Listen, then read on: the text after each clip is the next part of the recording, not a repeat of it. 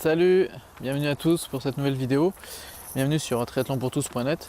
Donc aujourd'hui je vais parler des entraînements d'hiver. Parce qu'en fait j'avais fait une fois un article sur ce qu'il faut couper ou pas l'hiver. Donc j'avais expliqué que c'était bien de faire des petites coupures mais de ne pas s'arrêter complètement. Donc aujourd'hui je vais vous dire qu'est-ce qu'on peut faire l'hiver. Parce que si on ne s'arrête pas, qu'est-ce qu'on peut faire s'il y a vraiment un temps horrible. Donc voilà, déjà premièrement, si l'hiver souvent on peut être un peu plus malade, on peut attraper des microbes ou quoi que ce soit. Donc si vous êtes malade, évitez de vous entraîner. Là vous pourrez mieux faire une coupure de 2-3 jours ou 4-5 jours s'il faut. Mais il vaut mieux se soigner et reprendre l'entraînement après. Parce qu'en général c'est toujours très déconseillé de courir ou de pédaler ou enfin d'aller vous entraîner et de forcer si vous êtes malade. Sinon, pour l'hiver, c'est quand même mieux de sortir et d'essayer de se bouger un petit peu et de respirer le bon air, plutôt que de rester enfermé dans un bureau tout le temps, soit avec des collègues, soit enfermé chez vous et respirer, entretenir vos microbes, parce que ça ne va pas vous aider non plus. Donc voilà.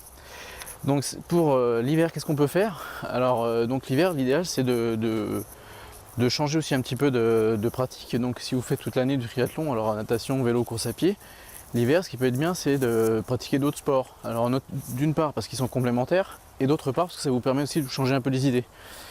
Donc quand je dis qu'ils sont complémentaires, c'est-à-dire vous pouvez par exemple, au lieu de faire du vélo de route, les jours où il pleut vraiment à saut, on peut toujours être très bien équipé. Aujourd'hui il y a des tenues qui vont très bien, qui vous permettent de continuer à pédaler et d'être quand même à peu près protégé. Mais il y a des jours c'est quand même plus sympa d'aller faire un petit tour de VTT. Et donc dans des chemins sympas, donc ça peut vous permettre de changer un peu les idées. Et en plus, par exemple faire du VTT, en général on a des raquets qui sont un peu plus courts, notamment quand on fait des côtes, et donc ça vous permet de tourner les jambes à des cadences un peu différentes, de vous entraîner sur des choses un peu différentes. Donc voilà, donc ça vous change les idées, ça vous fait découvrir des nouveaux parcours, et c'est aussi assez complémentaire avec le vélo de route. Donc c'est pareil la course à pied, donc on peut soit au lieu de courir sur les chemins, des choses comme ça, on peut passer à continuer à courir, mais par contre on peut aller courir dans la neige, ce qui est assez sympa et c'est hyper physique, ça fait bien travailler le cardio. Et sinon, à la place de la course à pied, par exemple si vous allez un week-end dans une station de ski, vous pouvez essayer de faire du ski de fond, du skating ou du ski de fond alternatif. Donc ça c'est très très bon pour le cardio, c'est hyper physique, donc pour la condition physique c'est énorme. Alors, il y a pas mal de triathlètes qui font du ski de fond l'hiver parce que c'est super bon pour l'entraînement. Et je crois que je sais pas si c'est le sport le plus physique en termes de cardio au monde, ou l'un des 3 sports les plus physiques en termes de cardio. Donc vous pouvez y aller, si vous faites du ski de fond l'hiver, je vous assure que vous serez en pleine forme pour le début de saison qui va arriver derrière, quoi. Donc voilà, donc après il y a tout un tas d'autres sports.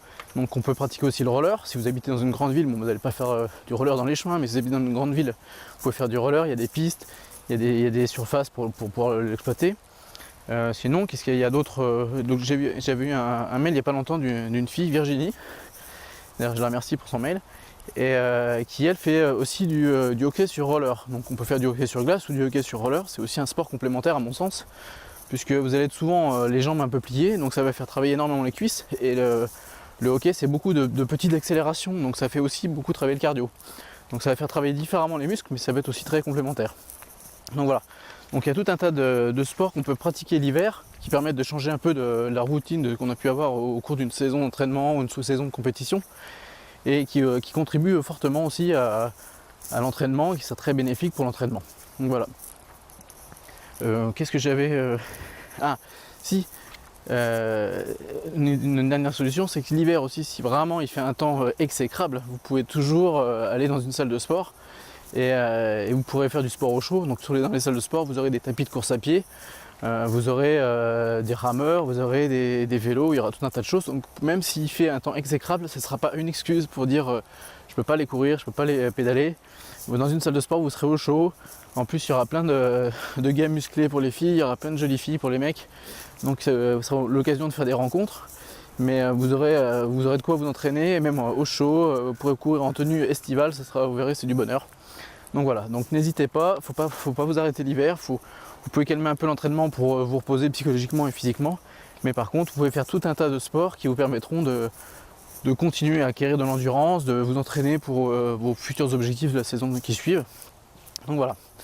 Donc comme d'habitude, si vous avez aimé cette vidéo, vous pouvez cliquer sur j'aime ou sur j'aime pas si vous n'avez pas aimé, vous pouvez la partager, vous pouvez laisser un commentaire en bas de la vidéo. Et puis vous pouvez aussi aller cliquer sur le lien qui doit apparaître dans le coin en haut vous serez redirigé sur le blog et vous pourrez vous inscrire à la newsletter qui vous permettra de recevoir toutes les dernières infos quand il y a des mises à jour sur des nouveaux articles, sur des nouvelles vidéos. Et en plus vous recevrez le bonus gratuitement sur c'est un petit guide qui vous guidera avec les clés pour progresser de manière efficace et en se faisant plaisir sans se faire mal. Donc voilà, allez à bientôt pour une prochaine vidéo, salut!